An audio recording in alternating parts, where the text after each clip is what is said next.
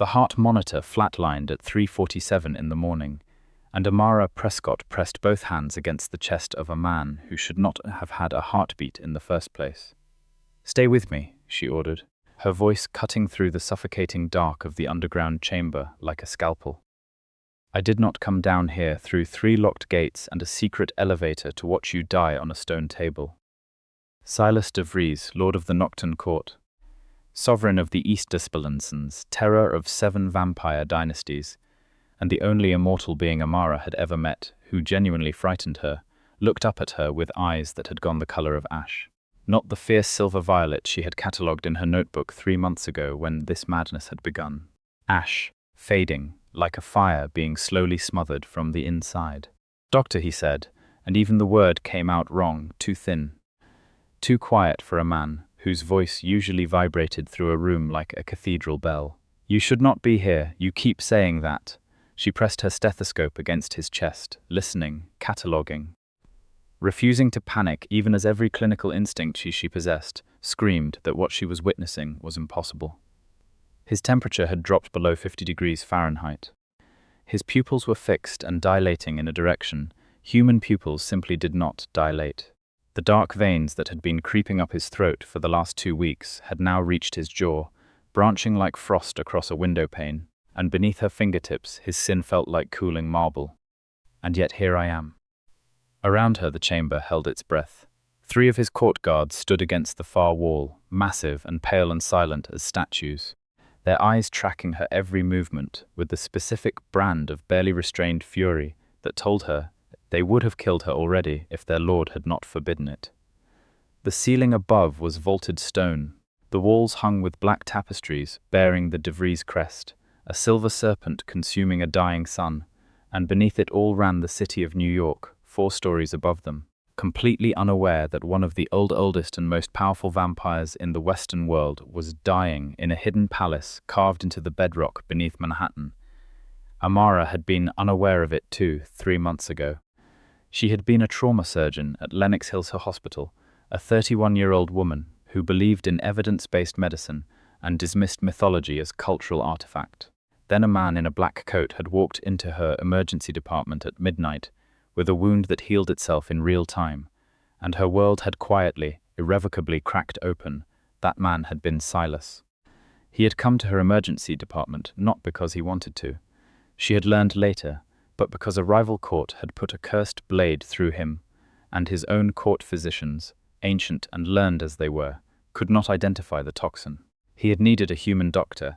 He had needed her specifically, because her published research on synthetic blood compounds had apparently circulated in vampire court intelligence circles in a way that would have horrified her if she had known about it at the time. She had saved his life that first night by doing what she always did, which was refusing to accept that anything was unsolvable and working until she found solution. She had identified the compound in the blade as a synthetic derivative of silver nitrate fused with something organic and deeply strange, and she had neutralized it with a protocol that was half chemistry and half desperate improvisation. He had watched her work from the table with those silver-violet eyes and said nothing, and when it was over, he had sat up, looked at her steadily, and said, "You are not frightened?" "I am terrified," she had told him honestly. "I'm just better at working through it than stopping for it."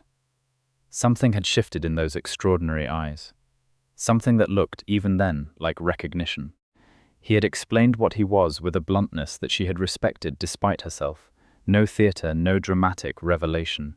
He had simply told her that vampires were real, that they had coexisted with humanity for millennia through a careful architecture of concealment and blood law, that the Nocturne Court was the oldest and most politically powerful of the Eastern vampire dynasties, and that she was now, by virtue of saving his life, entangled in it. She had asked if she had a choice. He had said she always had a choice. He would not compel her. He had never compelled a human in 300 years of existence, and he was not going to begin with her. But he would like to retain her services as a physician, because his court had an ongoing need for medical expertise that could bridge human science and vampire physiology, and because she was, in his measured assessment, extraordinary. She had said she needed 2 weeks to think about it. She had called him in 4 days because her mind would not leave it alone. 3 months of house calls to the underground court. 3 months of learning that vampire physiology was simultaneously familiar and alien, that blood laws were the most complex and ruthlessly enforced legal architecture she had ever encountered, and that Silas De Vries was nothing like the monster she had initially feared. He was precise. He was deeply, unexpectedly honorable. He was 340 years old and still capable of being surprised by things which she found, against all rational judgment, completely captivating. He was also, apparently, dying. The darkness had begun 3 weeks ago. Not metaphorical darkness. Actual darkness, a condition the court's ancient physicians called the unraveling, a catastrophic failure of vampire essence that occurred when a lord's core vitality was systematically destroyed. It was, she had been told with barely concealed panic by his second-in-command, a vampire named Valdris, extremely rare. It was also, in every recorded case in their archives, fatal. Amara had said, with a calmness she did not entirely feel, that she would like to see those archives. Now she stood in the chamber with her medical bag and her stethoscope and the results of 3 weeks of research, and she pressed her palm flat against Silas's chest and felt the terrible sluggishness of a heartbeat that was supposed to be eternal, and she refused to let herself believe that she was too late. "The toxin is synthetic again," she said. Not to the guards, not to Valdris, who stood to her left, with his hands clasped and his ancient face carved into rigid grief, but to Silas himself, because she had learned early that he responded better when she spoke to him directly rather than around him. "Someone has been poisoning you. It is not a natural unraveling. The compound I found in your blood work last Tuesday matches a derivative of what was in the blade 3 months ago. Someone has been administering it in small doses, consistently, over time. This was designed to look like the unraveling, so your own physicians would not search for a cause." Silence in the chamber. Then Valdris said, very quietly, "That is a blood law violation of the highest order." "It is attempted assassination of a reigning lord," Silas said, and even ruined and fading as he was, there was still iron in his voice, still the lord, still himself, even as the darkness climbed his jaw and reached for his eyes. "Which is not merely a blood law violation, Valdris. It is a declaration of war. We can discuss the political consequences after I keep you alive," Amara said firmly. She was already opening her medical bag, laying out the instruments in the precise order she used every time, the ritual of preparation that steadied her hands and focused her mind. "I have the antidote compound. I synthesized it yesterday. I need to administer it intravenously, and I need to do it now, because if those veins reach his eyes, we lose the window." Valdris stepped forward, and his voice carried the weight of genuine anguish beneath its formality. "Dr. Prescott, if the compound is wrong, if anything in his bloodstream reacts adversely, you understand what happens." "He dies faster," she said, meeting his eyes. "Yes, I understand. I also understand that without intervention, he dies in approximately 90 minutes regardless. So the risk calculation is not complicated." She looked at Silas then, and this was the moment, the only moment where she allowed the fear to surface briefly in her face, because he deserved her honesty. "I am as certain as I can be. I have checked it 6 times. But I need you to consent, because I will not do this without your word." Silas looked at her. The ash in his eyes was spreading, the silver violet retreating to thin rings at the edges, and she watched him calculate, assess, weigh, and then a slow and extraordinary thing happened. He stopped calculating, he simply looked at her, and something in his expression that had been held under rigid aristocratic control for 3 months quietly surrendered. "You have my word, Amara," he said. Not Dr. Prescott, Amara. The first time he had ever said her given name, and it fell into the room with the weight of a vow.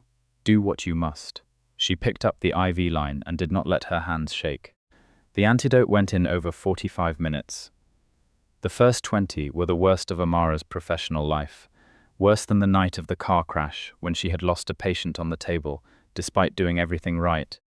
Worse than her residency finals, worse than any moment she could name, because the dark veins continued spreading for the first 7 minutes after the drip began, and she had to watch them climb toward his eyes, and hold herself absolutely still and trust her own work. Then they stopped. She did not react visibly. She kept her eyes on the monitors she had brought, the customized equipment Silas had acquired for her over the past 3 months that could actually read vampire vitals, and she watched the numbers. At minute 12, his core temperature began to rise. At minute 19, the veins stopped spreading and began infinitesimally to recede. At minute 23, his eyes began to change color, the ash retreating, the silver-violet bleeding back in at the edges. At minute 45, when she removed the IV and sat back and pressed her hands flat on her thighs to ground herself, he turned his head and looked at her with eyes that were fully, completely, unmistakably his own again, and said nothing. He simply held her gaze for a long moment, and she could read something in his face that she had never seen there before in 3 months of working beside him. Something raw, something he had not intended to let anyone see. "It worked," she said, "because one of them needed to say something practical." "Yes," he agreed. His voice had returned to its full resonance. She could feel it in her sternum. It worked. Valdres made a sound behind her that she suspected was as close to emotional expression as a vampire of his age and dignity ever permitted. Then Silas sat up from the stone table with the fluid, effortless motion of a predator, and the effect was so jarring after 45 minutes of watching him diminish that she felt a spike of dizzy relief before she controlled it. He sat upright and looked around the chamber with the cool, deliberate assessment of a man taking full inventory of his position and finding it satisfactory, and then he looked at her. "I owe you my life," he said. "Twice now. Keep count if it makes you feel better," she said, and was startled when the corner of his mouth moved in what, on any other face, she would have called a suppressed smile. They did not have time for the moment to grow, because the door to the chamber opened, and Valdres spun with his hand at his weapon, and a figure came through that Amara had never seen before. A woman, vampire, white-skinned and white-haired as they all were, but with a particular quality of cold authority that read immediately as dangerous. She was dressed in modern clothes the way Silas always was, the vampire court's concession to existing inside a human city, but there was nothing modern about her bearing or her eyes, which were the color of old ice and about as warm. "Countess Marin," Silas said, and something in his voice had shifted. Not fear, never fear, but a specific, heightened alertness. "Lord De Vries." The woman called Marin stepped fully into the chamber and let her gaze travel to Amara with an expression that managed to combine curiosity, contempt, and calculation in a single sweep. "Past tense," Silas said. He had risen from the table now and stood at his full height, and the transformation from the diminished figure she had been treating when complete enough that it still caught Amara off guard. He was 6'3", white-haired, sharp-featured, and he occupied space the way old cathedrals did, with a quality of presence that made everything around him feel slightly smaller. The dark veins were receding visibly now, the color returning to his face, and he looked not merely recovered but formidable. "I am perfectly well." Marin's eyes returned to Amara. "Your human physician." "My physician," he corrected, and the slight emphasis on possession was not accidental. Amara had learned to read his deliberate word choices. "Dr. Prescott, this is Countess Marin Vasile. She holds the Northwestern bloodline seat." "And I did not travel to New York to exchange pleasantries," Marin said. She moved further into the room, which Amara noted. Valdres watched with precise, barely visible tension.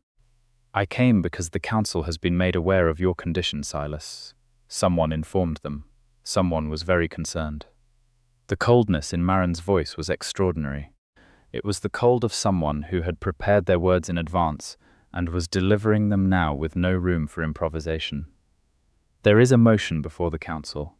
Given that the Lord of the Nocturne Court appeared to be undergoing the unraveling, given that a reigning lord in that condition represents a political liability, there are those who believe a transition of power would be appropriate." The silence that followed was different from all the previous silences in the chamber. This one had edges. "A transition of power," Silas said. "It was a reasonable conclusion," Marin said. "When it appeared you would not survive the night." "It appeared," Silas said, and the verb sat in the room like a blade. "And now?" For the first time something crossed Marin's face that was harder to read. Not embarrassment, not quite guilt. Something that looked, in a deeply unsettling way, like the expression of a person whose plan has gone significantly off schedule. "Now," she said carefully, "the situation has changed." Amara, who had been standing very still and processing everything with the rapid analytical intake that had made her one of the best diagnosticians in the hospital, said, "She knew." Both vampires looked at her. "She knew you were sick," Amara said, not loudly, not dramatically. With the same tone she used when she had found the cause of a patient's mystery symptoms after 3 days of searching and everything suddenly clicked. "She said she came because the council was aware of your condition, but the council meets by formal summons. If she travelled here before a formal summons, before your condition was officially reported, she knew in advance, before you appeared unwell publicly." She met Marin's ice-colored eyes. "Which means either she has a source inside your court, or she is the source." The source of the poison. Another silence. Much longer than the first. Silas turned to look at Marin, and the quality of that look was something Amara had never seen on his face before. She had seen him angry. She had seen him cold, commanding, dismissive. And once, in a brief and startling moment 3 weeks ago, genuinely tender. She had never seen him look like this. This was something that had no modern English equivalent, but that the word ruthless approximated if you stripped it to its bones. "Countess," he said. "You cannot prove anything," Marin said, and the smoothness was gone from her voice now, replaced by something harder, more defensive. "A claim by a human doctor in a closed chamber with no witnesses from the council carries no weight under blood law." 3 of my guards witnessed her analysis, Silas said. "Valdris witnessed it, and I witnessed it, which, under blood law, as the injured party and a reigning lord, constitutes sufficient testimony to open a tribunal." He paused. "You know this." Something in Marin's composure cracked, and what came through was not the sophisticated coldness of a court politician, but something more genuine and more frightening. Desperation. "The old bloodlines are dying," she said, and her voice had changed, carrying the weight of genuine conviction. "The council has been making concessions to human governments for decades, allowing human physicians into the court, allowing outsiders to learn our existence." A pointed look at Amara. "The blood laws were written when we were the dominant power. We are becoming something lesser, and the old lords are too proud to see it." "Or," Silas said, "the old lords are adapting, and you are afraid." The word landed hard. Marin stiffened. "You could have made this argument in open council," Silas continued. "You have a seat. You have a voice. Instead you chose poison and conspiracy, and a death meant to look like natural decline. That is not politics, Marin. That is blood law violation at the capital level." Valdris had moved, slowly and without drama, to position himself between Marin and the door. She noticed it. Her eyes went to the exit and came back to Silas with the calculating expression of someone running scenarios and finding none of them favorable. "What happens now?" she asked.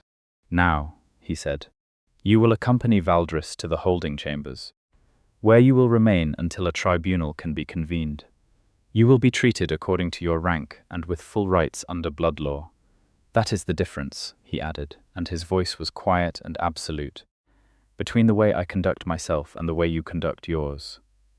Marin left with Valdris and 2 of the guards, and then the chamber was quiet, and Amara became aware that she had been holding herself very still for quite some time, and that her legs were tired. She sat down in the chair she had pulled next to the stone table and put her medical bag on her lap and looked at nothing in particular for a moment. "You are all right," Silas said. It was not a question. He was watching her with that particular quality of attention he had, which was different from ordinary observation. He looked at her as though she was something he was memorizing. "I'm fine," she said. Then, because honesty had always been the foundation of whatever this was between them, "I was afraid. Before the antidote worked, I was genuinely, deeply afraid." "Of losing me?" he asked, and there was something careful in the way he asked it. Careful and deliberate and watching for her answer with more intensity than the question seemed to warrant. Amara looked at him. 3 months of knowing him had given her a vocabulary for what she felt in these moments, but she had been, with some discipline and considerable internal argument, not using it. They had a professional relationship. He was a vampire lord, and she was a human doctor, and the power differential alone was enough to require caution, not to mention the blood laws that she was fairly certain had very specific things to say about relationships between lords and human consultants. "Yes," she said, because the antidote had worked and they had both just survived something significant. and she was too tired for careful omission. Of losing you. He crossed the chamber and crouched down in front of her chair, which put him at eye level with her, and somehow made him simultaneously less overwhelming and more up close, with the silver violet fully restored in his eyes, and the dark veins faded to almost nothing. He was extraordinarily beautiful in the way that very old, very dangerous things sometimes were. She had been cataloguing that beauty for 3 months and stubbornly refusing to do anything with the data. I have been trying, he said slowly, to determine at what point in the last 3 months I stopped viewing this as a professional arrangement. Have you reached a conclusion? She asked. The 4th week, he said. When you disagreed with my senior court physician in front of the entire council and were completely correct and entirely unintimidated, and he had been practicing medicine for 200 years. A pause. I found it unreasonably compelling. She laughed, which startled them both. Not a polite laugh, a real one. There are blood laws, she said when she had herself in hand again, about human involvement with court members. I've read them. You read the blood law archive. I read everything you give me access to. You knew that when you gave me the access. She met his eyes. The laws are not prohibitive. They require formal declaration and a council review. They were written to protect the human party from coercion, which I find genuinely reassuring about whoever wrote them. She paused. I researched it 3 weeks ago, before I knew you were sick. Before tonight. I researched it because I had been cataloguing what I felt, and I wanted to know whether it was legally viable before I decided whether to feel it. He was very still in that way vampires were when they were paying absolute attention to something. You researched the blood laws regarding human court relationships 3 weeks ago. I am a systematic person, Amara, her name again. In his mouth it sounded like something that had always belonged there. I have been alone for a very long time. Not in the way humans mean when they say that. 340 years of courts and politics and power, and not a single person who spoke to me as though my title was incidental and my mind was what mattered. He let out a slow breath, which she knew from studying him meant he was allowing something that had been held under pressure to release. You walk into this court and you argue with my physicians, and you read my law archive for your own education, and you save my life in a way that feels entirely personal despite every professional framing I have applied to it, and I find that I am unable to continue pretending that what I want is simply your continued medical expertise. The chamber was very quiet. Outside, through layers of stone and steel and the impossible vertical fact of New York City, the world continued without them. What do you want? She asked, keeping her voice steady because someone had to. To not be alone in this, he said simply. To allow what has grown between us, which I suspect has been growing for considerably longer than 3 weeks on either side, to become what it clearly is. If you are willing, if you choose it freely with full understanding of what it means. You've been alone for 340 years, she said. What does it mean to you? What does this mean to you? Everything, he said, with the quiet certainty of a man who had spent 3 centuries learning that words mattered and who would not spend them successfully. It means everything. I do not say that to pressure you. I say it because you asked, and you deserve the truth of it. She looked at him. Crouched in front of her chair in the stone chamber, 4 stories below New York City, with the evidence of a poisoning plot still in her medical bag, and a vampire conspiracy to be unraveled above them. And she thought about the last 3 months. She thought about the quality of attention he paid her. She thought about the night he had found her working past midnight in the court's medical chamber, and had simply sat across from her and read in silence for 2 hours because, he had said when she finally noticed and asked, she looked like someone who needed company but not conversation. She thought about the way he argued with her opinions and genuinely revised them when she made a better case. She thought about the time she had made an error in calculating a compound dosage for one of his court members, had caught it herself and had told him about it directly, and he had said, without any performative reassurance, "You caught it. That is what matters. Error and correction are the same practice." She thought about what it meant that a 340-year-old man who commanded the loyalty of hundreds had looked at her and seen not a tool or a curiosity but a person worth knowing. "I choose it," she said, freely and with full understanding. He lifted his hand and touched her face with a deliberateness that told her he had been wanting to do it for quite some time and had been exercising considerable restraint. His fingers were cool, still dropping back to their usual temperature after the poison's effect, and the touch was impossibly gentle for hands that she knew could shatter stone. "Then I will file the formal declaration with the council tomorrow," he said. "Once I have convened the tribunal and dealt with Marin and ensured that no one else in the court has been part of this conspiracy." "Tonight," she said. "Tonight?" he agreed, and the way he said it made it sound like a vow. The tribunal took 3 days. Amara spent those 3 days in the court, which was the first time she had remained below ground for more than a single night, and the experience was disorienting and fascinating in equal measure. The court beneath New York was not what she had expected. She had imagined something medieval and gloomy, all stone corridors and torchlight. What she found instead was a layered and complex world, ancient architecture fused with modern precision.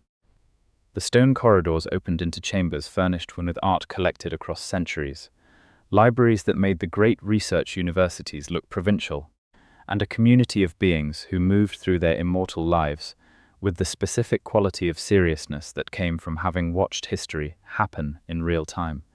She ate in the great hall, which was enormous and vaulted and hung with the crests of every bloodline that had ever been in alliance with the Nocturne Court. She slept in a chamber that Silas had prepared for her with a thoroughness that told her he had been thinking about her comfort with considerable attention. She reviewed her medical research during the hours the tribunal was in session and tried not to think too hard about what was happening in that council chamber. Valdres came to her on the second evening and stood in the doorway of her chamber with the expression of a vampire who had lived long enough to find sentiment embarrassing, but was feeling it nonetheless. "You saved him," he said. "That was the intention, yes. I have served Lord De Vries for 160 years, Valdres said. I have watched him navigate every political complexity this court has produced. I have never seen him frightened." "He was not frightened," she said. "No," Valdres agreed. "He was not frightened of dying. He was frightened of not having resolved the matter between himself and you." A pause that lasted long enough to become deliberate. "I thought you should know." He left before she could formulate a response, which she suspected was entirely intentional. On the third day, the tribunal reached a conclusion. Amara heard the result from Silas himself, who came to her chamber afterward with the particular quality of controlled relief that was his version of visible emotion. Countess Marin Vasile had confessed under the formal truth protocols of blood law, which she had explained to Amara on the first day, were binding in a way that human legal proceedings were not, involving an ancient blood covenant that made deliberate deception physically impossible in the presence of the full council. The confession had confirmed everything. Marin had been administering the synthetic poison through a contact in the court kitchens, the compound introduced into the specially prepared blood compounds that served as Silas's primary nutrition. The contact, a low-ranking court member named Idris, had acted under financial and political pressure from Marin's faction and had subsequently provided a full account of the conspiracy's extent.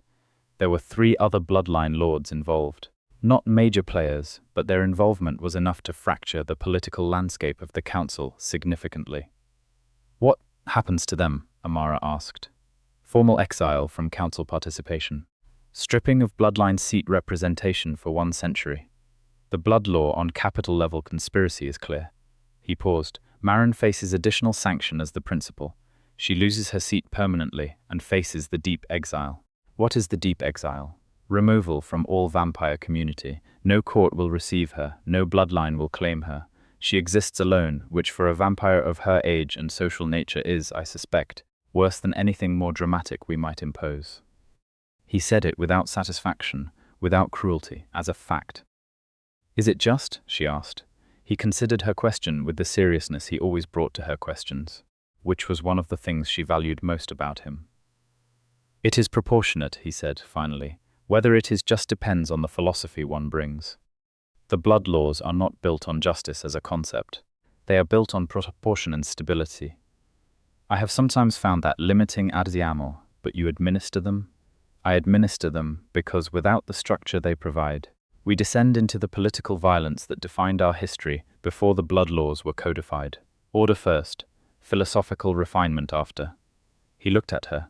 You disagree. I think order and justice have to build on each other, or the structure becomes an end in itself, she said. But I also think you know that, and I think you live that tension consciously, and I think that is actually its own form of wisdom. He was quiet for a moment. You see me very clearly. I look carefully, she said. It's my job. Not only your job, he said. No, she agreed, not only. He filed the formal declaration with the council that evening, as he had promised. The declaration, under blood law, was a public document which meant by the following morning the entire court knew that Lord De Vries had formally declared his intention toward the human physician, Dr. Amara Prescott, and that a council review had been initiated. The reactions were varied. Valdris, to his credit, said nothing, and simply appeared at Emma's side during the morning review meeting with the manner of a man who had decided something and intended to act accordingly. Several of the older court members were visibly uncomfortable. A few of the younger ones were curious in a way that felt genuine and not unkind. The one reaction Amara had not anticipated came from a council member named Theron, who was, she had been told, the oldest active member of the Eastern Council at somewhere over 500 years. He was white-haired and slight, and had the quality of someone who had seen so many things that almost nothing surprised him anymore. He came to find her in the medical chamber, where she was reviewing her research notes, and he sat down across from her and looked at her for a long moment. You healed him, Theron said. Yes, not with magic, not with bloodcraft. With human medicine, yes. How long have you been practicing? Attending physician for 3 years, residency before that, medical school before that. She met his ancient eyes steadily. I've been training for this my whole adult life, though I had no idea that this would involve vampire physiology. He has not filed a formal declaration in 340 years, Theron said. Not once, not with anyone. I'm aware that it means something significant, she said. He will outlive you, Theron said, with no cruelty, simply fact. By centuries, perhaps millennia. This is the nature of it. Does that not frighten you? It was the most important question anyone had asked her in these 3 days, and she gave it the honest consideration it deserved before she answered. Yes, she said, it frightens me, but I am a physician. I live with mortality as a daily fact. I watch people face it and move through it and find meaning despite it. The length of a life does not determine the quality of what is felt in it. She paused. And I suspect that is a conversation, Silas, and I will have many times as we figure out how this works. It is not a problem I can solve tonight. It is something we navigate together. Theron looked at her for a long moment, and then he made a sound that she had not expected from a 500-year-old vampire aristocrat. He laughed. Not long, not dramatic, a genuine, warm sound. He has been alone too long, he said, and you are not what he expected. Neither are you what I expected. He rose from the chair. The council review will conclude favorably. I will see to it. He left. And Amara sat for a moment in the quiet of the medical chamber, surrounded by her research notes and the equipment she had accumulated over 3 months, and the life she was choosing with full understanding of what it meant. And she felt something she had not expected, which was simply peace. Silas found her there an hour later, as he had a habit of doing, drawn by some awareness of her location that she had noticed, and that the court physician had explained was a natural consequence of the formal declaration, a kind of heightened attunement that blood law relationships produced. He leaned in the doorway in the way he had adopted somewhere in the past 3 months, specifically around her, which was with his arms crossed and his shoulders less squared than they were in the council chamber. A private posture. A posture that meant he was somewhere he did not need to perform. Theron visited you, he said. He did. He asked the obvious questions. What did you tell him? The truth. She looked up from her notes. I told him that the length of a life does not determine the quality of what is felt in it. He was quiet for a moment. Do you believe that? I said it. That is not an answer. It is a completely sufficient answer from where I stand, she said. I'm a doctor. I believe in evidence. The evidence is that I have spent 3 months arguing with you and learning from you and being seen by you in a way I have never been seen before. And that when I thought I might lose you 2 nights ago, I understood immediately and without ambiguity what that would cost me. That is sufficient evidence. He crossed the room and stood at the edge of her work table and looked down at her with the full weight of those extraordinary eyes, and she could see in his face the ongoing private work of a man unlearning centuries of absolute control, allowing himself to want things openly, allowing something fragile and enormous to exist without armoring it. I am by nature protective, he said. It is not a quality I entirely control. I will want to ensure your safety in ways that may sometimes feel excessive. I will want to know where you are and that you are well, and I will have at times to consciously resist the instinct to remove every possible threat from your environment before you encounter it. I noticed, she said. And I can handle myself, she said. I have handled myself for 31 years, including 3 months inside a vampire court, and I expect you to trust that. I will tell you if I feel unsafe. I will ask for help when I need it. I am not going to pretend to need protection I do not require, and I am not going to resent protection I do require. But we need to agree that my judgment and my autonomy are not negotiable. Agreed, he said, without hesitation, and the speed of the agreement was itself significant. On one condition, which is, when there is genuine danger, you do not manage it alone out of pride. You tell me, that is not a condition, that is good sense. Then we are in agreement. We are in agreement. He reached across the table and covered her hand with his, and the gesture was so simple and so entirely without the elaborate courtly formality that governed everything else in this world that she felt it directly in her chest. Come upstairs, he said. There is something I want to show you. The elevator that Amara had ridden in panic 2 nights ago, descending into the court through 3 locked gates with her medical bag in her arms, moved upward now with a completely different quality of feeling. Silas stood beside her in the elevator and said nothing, which was his way, and she stood beside him and said nothing back, which she had discovered somewhere in the past 3 months was her way with him. The particular silence of 2 people who did not need to fill space. The elevator opened not into the sub-basement parking structure she had used as her entry point, but into a level she had not visited before, a floor that she recognized. As the doors opened, as belonging to a building she knew. One of the older residential towers on the Upper East Side, the kind that had always seemed more exclusive than its neighbors, the kind with a lobby that turned certain people away with a particular wordless efficiency. You own this building, she said. I own several buildings, he said. Come. He led her through a corridor and up a private staircase and through a door that opened onto a rooftop terrace, and Amara stopped.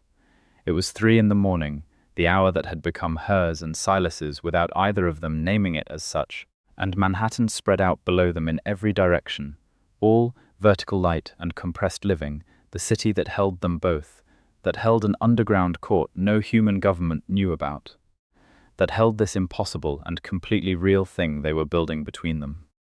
The sky was clear, which was rare, and the stars that were visible above the light pollution were sharp and cold and very distant. Silas stood beside her and looked out at the city, with an expression she had learned to read over these months. It was the expression of someone who loved something completely, and had also watched it change past recognition and was making constant peace with that. I have stood here many times, he said, usually alone. How long have you owned it? The building? 60 years. The land? Considerably longer. He paused. I stood here the night the city first began installing electric lights. I stood here on a night in 1968 when the streets below were full of voices that carried even this high. I stood here the night of the blackout in 1970 when the city below went dark and the stars above became briefly visible, as they haven't been since. He paused again. I have never brought anyone here. She looked at him. Why me? Tonight specifically. Because 2 nights ago I was dying, and you refused to let me, he said. And I wanted to stand here and be alive next to someone who chose that with me. A pause, and because the council review concludes tomorrow, and after that this becomes public and formal and bound by all the protocols of blood law, and I wanted one night first that was simply this. Not court, not politics, not history or protocol. He looked at her, just you and I. Amara leaned against the terrace railing and let the cold November air move through her hair and looked at New York City, which did not know what it housed beneath it, and she thought about what it meant to stand here. She was a human woman standing next to an immortal man on a rooftop, in a city that did not know vampires were real, and in an hour or a year or a decade the world might shift again in a way neither of them could predict, and none of that changed what was true right now. "Silas," she said, "yes, thank you for letting me save you." He turned to look at her, and she could see the precise moment when the thing he had been controlling very carefully tipped past the boundary of control, and he said, "Thank you for coming for me." She turned from the railing and faced him fully, and he moved toward her with the directness of a person who had made a decision and was now acting on it without further calculation. And when he cupped her face in his hands and bent toward her, she met him without hesitation. Because this was not a thing that required more thought. She had done the thinking, she had checked the evidence, she had read the blood law archive at 3 in the morning because she was a systematic person. She had earned this moment through complete and clear-eyed understanding. His kiss was careful, and then it was not. And the city blazed beneath them, and the stars were cold above them, and Amara Prescott thought, with the clear part of her mind that was always cataloguing things even now, that she had made the right choice, that she had been making the right choice for 3 months, step by careful step, and this was simply the moment when the evidence was conclusive. The council review concluded the following afternoon. Amara sat in the great hall for the formal reading of the council's decision, which was conducted with a ceremony that she now understood was not theatrical but genuinely functional. The blood laws derived their power partly from the formality of their administration. A declaration that was not formally heard was a declaration without legal standing. She sat in a chair that Celeste had placed at the council table itself, not at the side, as observers typically did, and she noted several sets of ancient eyes tracking this choice with various expressions, and she met each gaze steadily and without performance. The vote was 11-2 in favor of the declaration. The 2 dissenters were bloodline lords of the older conservative faction who had been affiliated with Marin's views, if not her methods, and whose dissent was recorded with the formal neutrality that blood law required. Theron read the decision in a voice that carried 5 centuries of weight and none of its weariness. And when he reached the formal closing statement, the one that under blood law constituted the court's official recognition of a declared relationship, the hall was absolutely silent. Silas, sitting at the head of the table in the chair that was his by right of blood and 3 centuries of leadership, looked at Amara across the polished stone of the council table, and there was no armoring in his face. Not in this room, not in front of every member of his court, which she understood was itself a statement that nothing she could say would have prepared her for, about what he was choosing and how publicly he was choosing it. She held his gaze and did not look away, because she never looked away from things that mattered. In the weeks that followed, life acquired a new structure. Amara did not give up her position at Lenox Hill. She had spent a decade building her career, and she had no intention of walking away from patients who needed her. And Silas had never suggested she should, which remained in her private accounting one of the things she valued most about him. She worked her hospital shifts, and then she came to the court, which she now entered with her own access credentials and her own chamber, and the 2 worlds existed side by side in a way that was complex and demanding and completely worth the effort. Her research expanded. The 3 months of studying vampire physiology had produced data that was genuinely revelatory from a medical standpoint, insights into cellular regeneration and immune response that had no human analog, and that she was slowly, carefully working toward adapting for human application in a way that required no disclosure of the source material. It was painstaking work, and she loved it. She also, slowly, became a known quantity within the court. Not a pet, not a curiosity, not the Lord's human companion as a title that required management. A person, Valdris, who had been rigorously correct with her for the entire first 3 months, began occasionally appearing in the medical chamber in the evenings, and sitting in the chair across from her work table and reading which she understood, given everything Silas had told her about Valdris's century and a half of formal service, was an extraordinary concession toward friendship. She accepted it without comment and offered him tea, which he politely declined every time, and they read in comfortable silence, and this became a thing they did. The younger court members were openly curious and gradually warmer. A vampire named Soren, who was barely a century old and who worked in the court's intelligence division, began asking her medical questions that started professionally and drifted, over several conversations, into something more personal. He had a court companion of his own, a vampire woman named Luce, who was quiet and sharp, and who one evening looked at Amara across the medical chamber and said, in a completely matter-of-fact tone, "You're good for him." "I hope so," Amara said. "He argues with you. Regularly." "He has not argued with anyone about anything personal in decades," Luce said. "He kept himself very still. It looked like composure, but it was more like absence." She paused. "You made him present again. That is not a small thing." Amara thought about that for a long time after Luce left. The matter of Marin was resolved at the formal sentencing, which was conducted 6 weeks after the tribunal, and which Amara attended at Silas's request. Not because her presence was required by protocol, but because he asked her, which was enough. Marin stood in the council chamber with the particular dignity of someone who had accepted their outcome and was not going to give the court the satisfaction of seeing them broken by it. She was stripped of her seat and her titles in a ceremony that Amara found strangely moving despite everything, because there was something genuinely sorrowful about watching centuries of accumulated identity be formally removed, even from someone who had tried to commit murder. When it was done, Marin looked at Amara across the chamber with eyes that held no warmth but something unexpected in its place. Acknowledgement. "You are a better physician than I anticipated," Marin said. "I had calculated that the toxin compound was sufficiently subtle that no one in the court would identify it in time." A pause. "I did not calculate for you." Amara considered her response carefully and said, "That was your mistake." Marin nodded once, turned, and walked out of the council chamber with her escort, and Amara watched her go and felt no triumph, only the quiet of a threat that was past. The night of the deep exile was cold and clear, and Amara was on the rooftop terrace when Silas came to find her there. She was leaning on the railing looking down at the city that did not know any of this existed, and she heard him come through the door and did not turn around until he was standing beside her. "It is done," he said.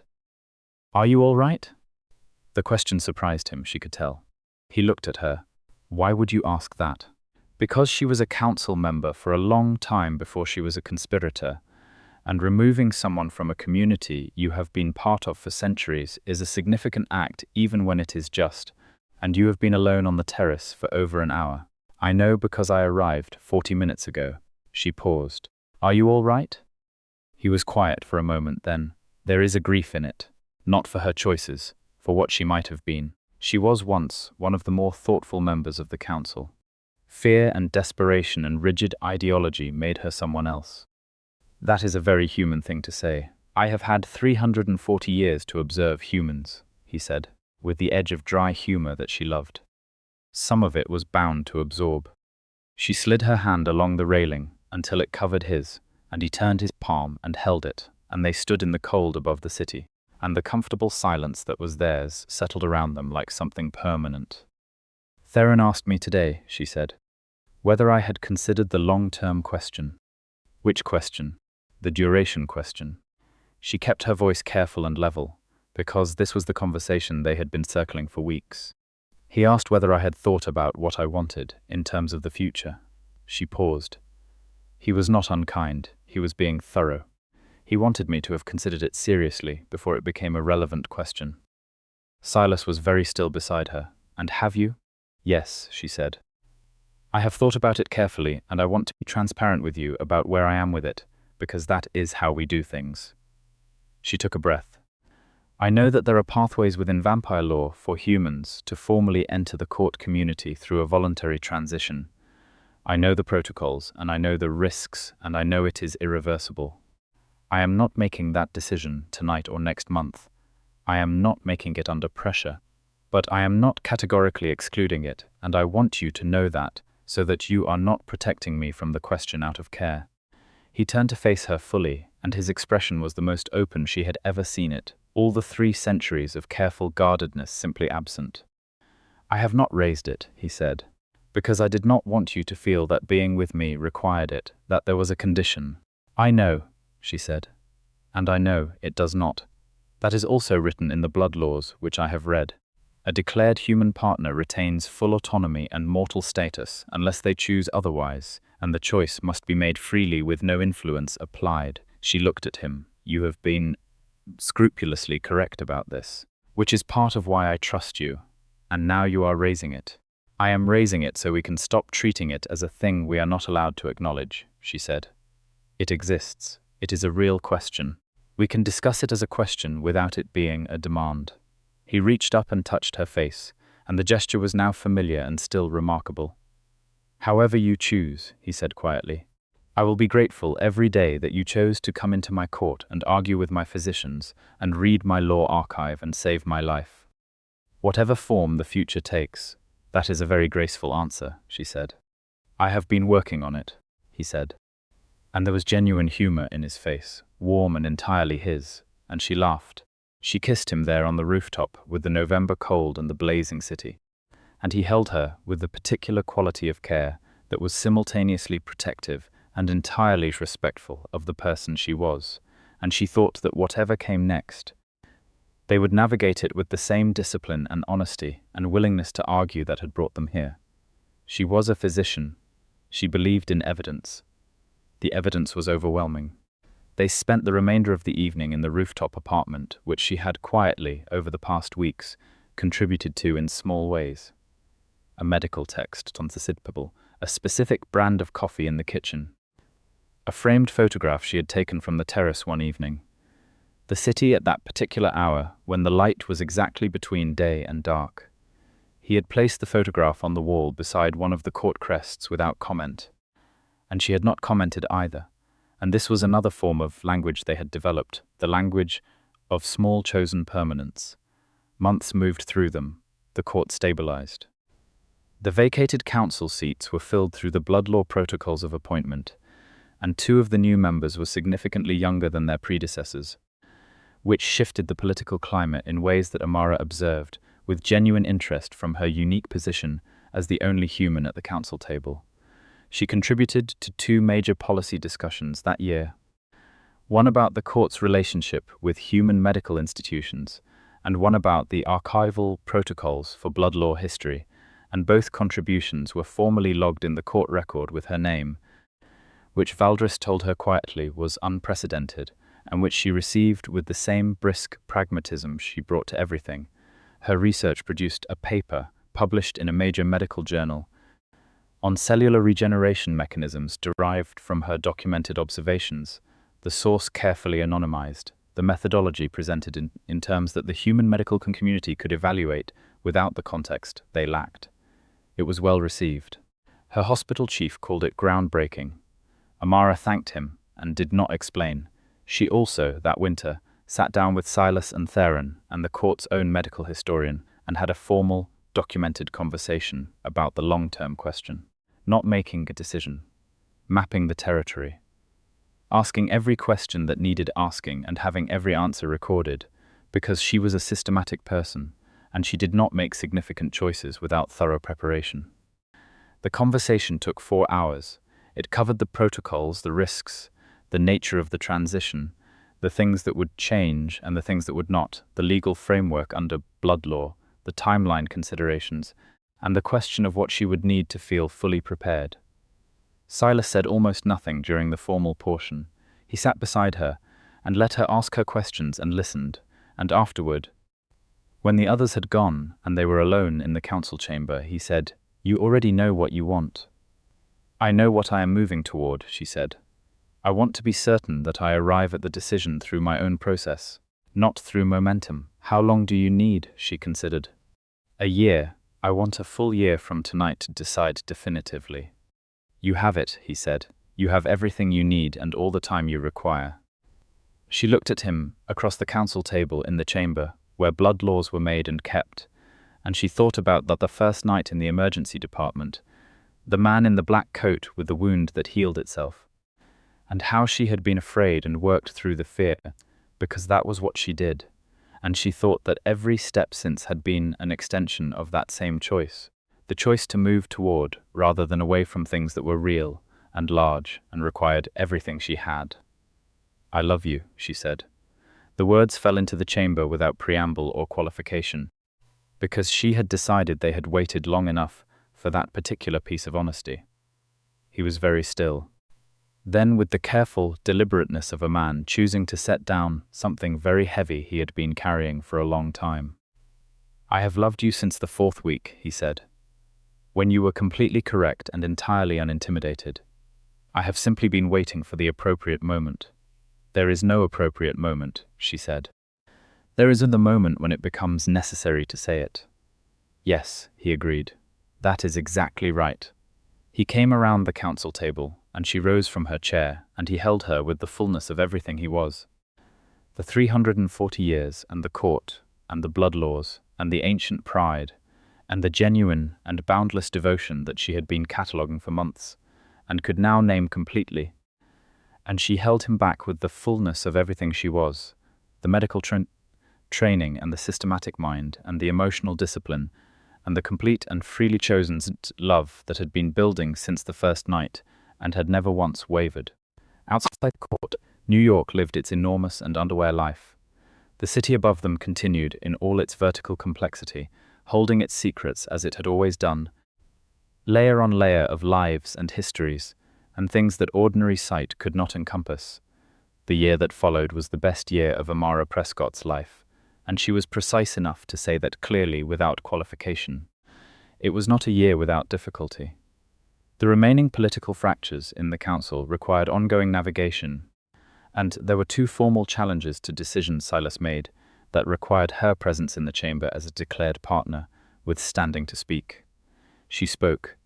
She was, as she had been described in the council record on 3 separate occasions, forthright and well-reasoned, which was the vampire court's version of a compliment, and she chose to receive it as one.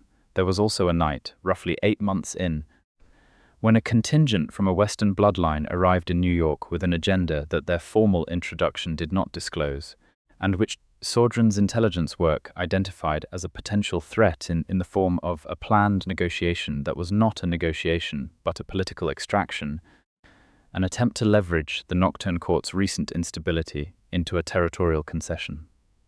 Amara was present when this was identified, and she contributed to the strategy session that followed in a way that surprised even Silas, because the skill set involved in reading people, identifying what they were not saying, and constructing a response that addressed both the stated and unstated agenda was, as it turned out, not entirely unlike diagnostic medicine.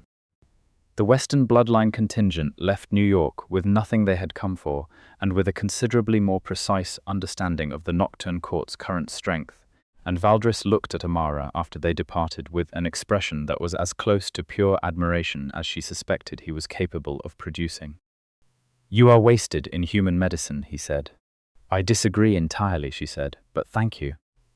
The year ended on a night in late November, the anniversary of the night she had come through the locked gates with her medical bag, and she spent it on the rooftop terrace because she had come to think of that space as the place where things that mattered were decided. Silas came to find her there, because he always knew where she was, and they stood at the railing and looked at the city, and she thought about the question she had given herself a year to answer. "I know," she said. He did not ask what she knew. He waited. "I want to stay," she said. "I want to formally transition.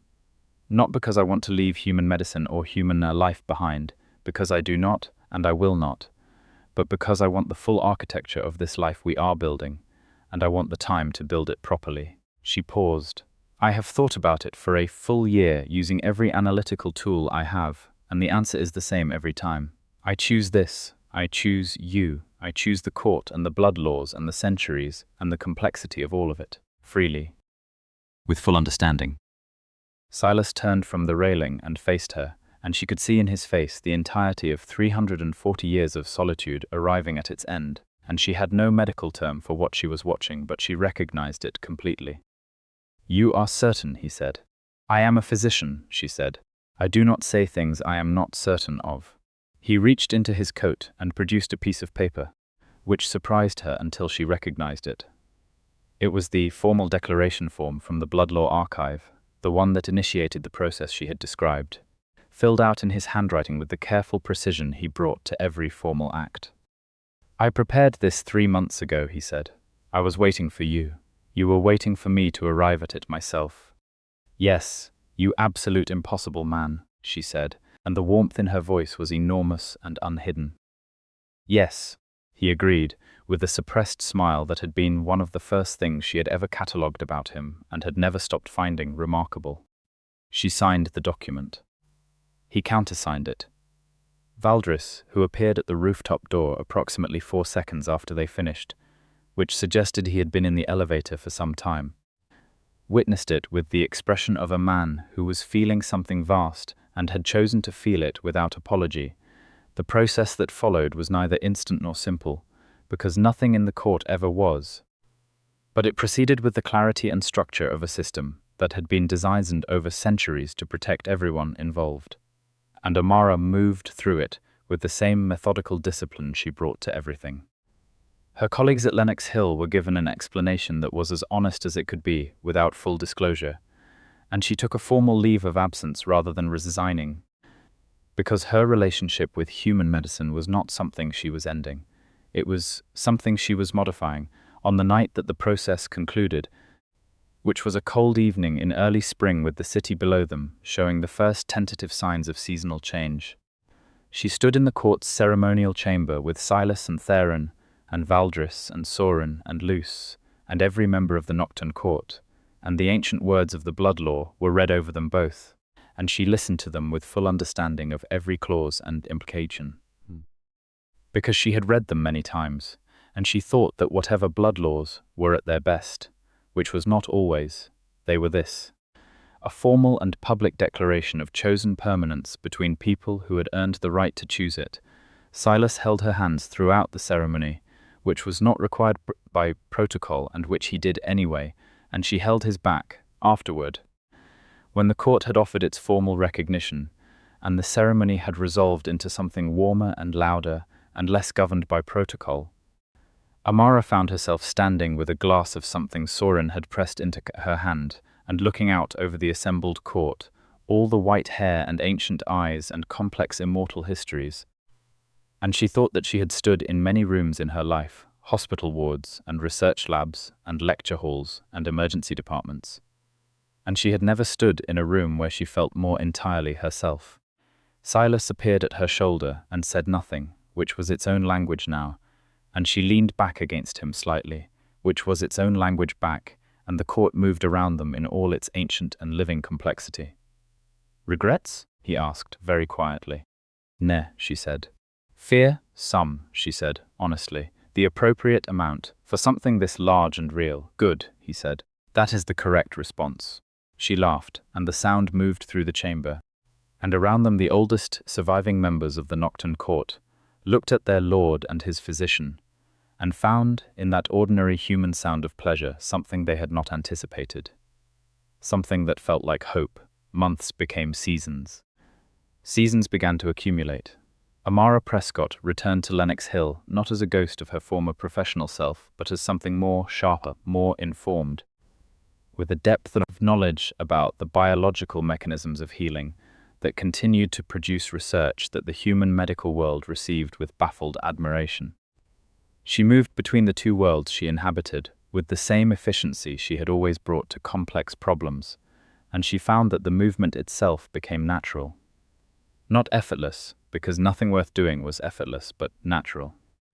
The court healed from the fractures of the conspiracy year and became, under Silas's continued leadership and with the contributions of a human voice at its table, something slightly different from what it had been. More deliberate. More willing to examine the blood laws as living documents rather than fixed scripture. The young council members Theron had helped seat were thoughtful, and the conversations in the chambers became richer for their presence. Soren's intelligence division, with Amara's occasional and entirely unofficial consultation, became significantly more effective at identifying the strategies that were not what they appeared to be, because diagnosing what was hidden beneath a presenting symptom was, as it turned out, a fully transferable skill. Valdris learned eventually to accept the tea. This was considered by those who witnessed it to be a more significant development than the majority of the political events of that year. Theron, who had been around long enough to have seen everything and who had the perspective of 5 centuries behind his observations, said to Amara one evening in the library where she had taken to doing her research, "I told Silas, the night he first brought you into the court, that he would regret the complication." "What did he say?" she asked. Theron's ancient face arranged itself into something that was, she had learned to read, his version of a smile. "He said that he had been avoiding complication for 300 years and had nothing to show for it but a very orderly court." A pause. He was right. She returned to the rooftop terrace that night as she did often, finding her way there by habit and by the particular quality of the New York sky that she had come to know in the way you came to know the face of someone you had loved for a long time. Silas was already there, which also happened often, and she thought again about that first night on the terrace that never brought anyone here. The "I wanted" one night before this becomes formal. She stood beside him and looked at the city. "What are you thinking about?" he asked. "The first night," she said, "up here. You said you wanted one night before it became formal, before the protocols and the blood laws and the court." "Yes. I have been thinking," she said, "that every night since has been both. The protocols and the blood laws and the court, and also just us. That both things have been true the whole time." He considered this with the seriousnesses he always brought to what she said. "Yes," he said, "that is exactly right." She reached up and touched his face, which was the reversal of the gesture that had become theirs. And he turned into it with the complete and unguarded ease of someone who had learned that being known was not something to be guarded against. 340 years, she said. "And then you," he said, the city blazed beneath them. The stars were out, cold and sharp and very far away, and between them and the stars there was the night which had always been his, and was now also hers, and would be theirs for as long as they chose to inhabit it together, which, by every measure she had, would be a very long time. She had come to him through a locked gate in the dark with a medical bag and a refusal to accept unsolvable problems, and he had come to her through 3 centuries of careful solitude to the moment when he could no longer pretend that what she was to him was simply professional. They had built something between emergency and protocol, between blood laws and late-night research, between arguments about dosage and conversations about justice, between fear and the work of moving through it. She leaned against him, and he wrapped an arm around her with the protective and entirely uncoercive certainty of a man who knew who he was protecting and why, and she let herself be held without diminishment, which was the only way she had ever wanted to be held. And they watched the city that held them both continue in its enormous and ordinary life below. Everything that had been dark had been pulled back. Everything that had been fading had been made permanent. Everything that had been alone had found its person. The vampire lord and the human doctor stood on the rooftop above the court that was their world, in the city that held them both, in the night that belonged to them completely, and they were, in every sense that mattered, entirely and finally home.